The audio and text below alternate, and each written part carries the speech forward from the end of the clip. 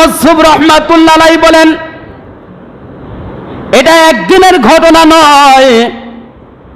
আমি প্রায় সময় দেখতাম হাকিমুল উম্মাত মুজাদ্দিদ মিল্লাত আশরাফ আলী থানভী রহমাতুল্লাহ আলাইহি ওযু করতে চলে যাইতেন, কিতাবের উপরে কলমটা রেখে চলে যাইতেন, খাতার উপরে কলমটা রেখে চলে যাইতেন। কিন্তু ওই সময়ে দেখতাম জালানার ফাঁকে দিয়া কলমটা ওই খাতার ভিতরে লিখতেছে।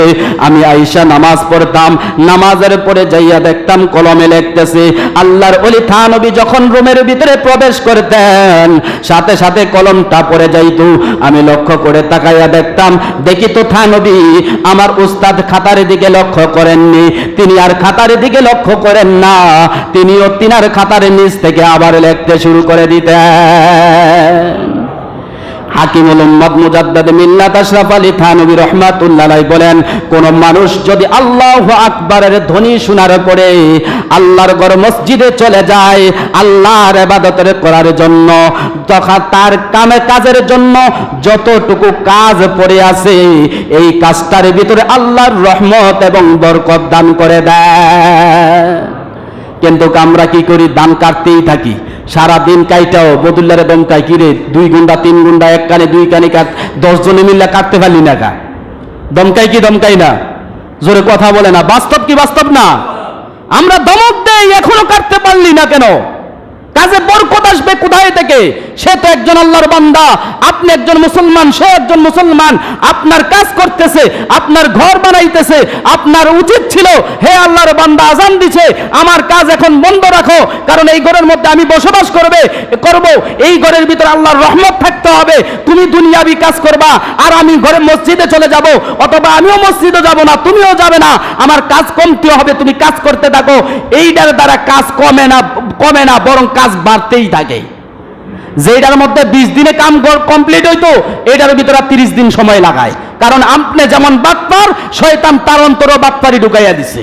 তখন যদি আপনি বলতেন হে আল্লাহর বান্দা মসজিদে চলো, নামাজটা পড়ো, আমার 10 মিনিট 20 মিনিট কাজ বন্ধ থাকুক, ওই লোকটার মন অন্তত এতটুকু বিশ্বাস করতো যে লোকটা অত্যন্ত ভালো লোক, আমরা যে 20 মিনিট কাজ বন্ধ করেছি, আমরা প্রয়োজনে 20 মিনিট কাজ বেশি করব, দরকারে 10 মিনিট পরে যাব, তারপরে তার কাজটা করে দেই। কারণ তার এই মন মানসিকতা কে তৈরি করে দিত?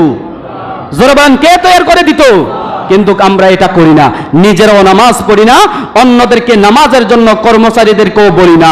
এই জন্য আমাদের আজকে রহমত হয় না, আমাদের বরকত হয় না, কারণ আমি যত সিটারের উপরে বাটপারি না হইলে সংসার চলে না।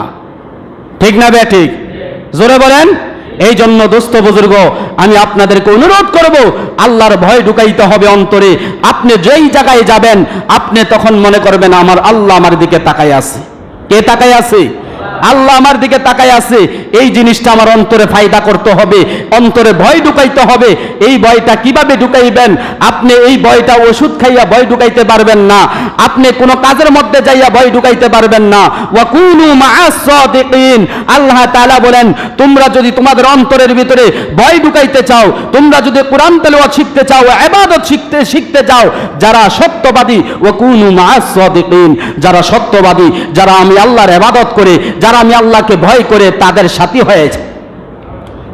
সাথী হয়ে যাও, তাদেরকে বন্ধু বানাও, তারা তোমার সকল কাজের ভিতরে সহযোগিতা করবে।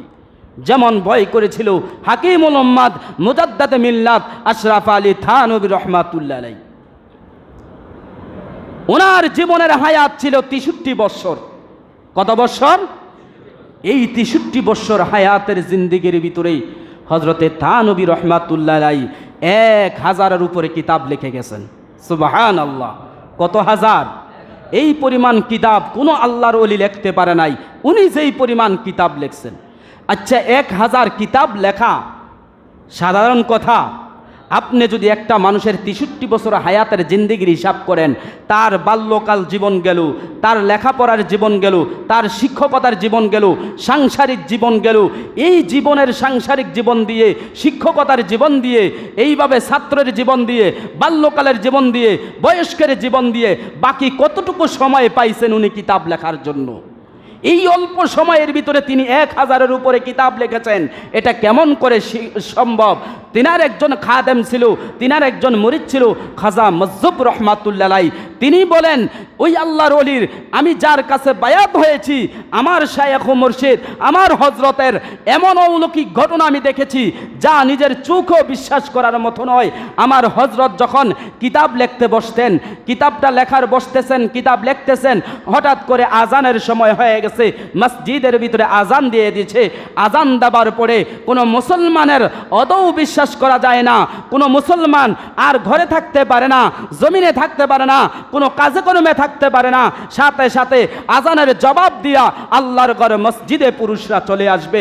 এটাই মুসলমানদের নিয়ম, ঠিক কিনা জোরে বলেন? হজরত খাজা মজজুব রহমাতুল্লাহ আলাইহি বলেন, আজান দিয়েছে মসজিদের ভিতরে, এখন হজরত কিতাব লিখতেছেন। আজান যখন হয়েছে আল্লাহু আকবার বলতে শুনছে দেরি, কলমটা ছেড়ে দিয়েছেন। তিনি আর কোনো কিতাব লেখেন না, কোনো লেখা চালান না। তিনি আমাকে ডাক দিতেন, আমার অজুর পানির ব্যবস্থা করো। আমি অজুর পানির ব্যবস্থা করতাম, মেসওয়াকের ব্যবস্থা করতাম, দিয়া বলতাম, হুজুর আপনার অজুর পানি, আপনার মেসওয়াকের ব্যবস্থা করেছি, আপনি অজু করতে পারেন। আল্লাহর ওলি অজু করতে চলে যাইতো, আমি অজুর পানি ঢেলে দিতাম। আবার যখন ফিরে আসতাম তখন দেখতাম আল্লাহর ওলি ঘরের ভিতরে নাই, এই জায়গায় লেখেন না, কিন্তু কলমটা দেখতেছি এখনো লিখতেছে। জোরে কোন সুবহানাল্লাহ। খাজা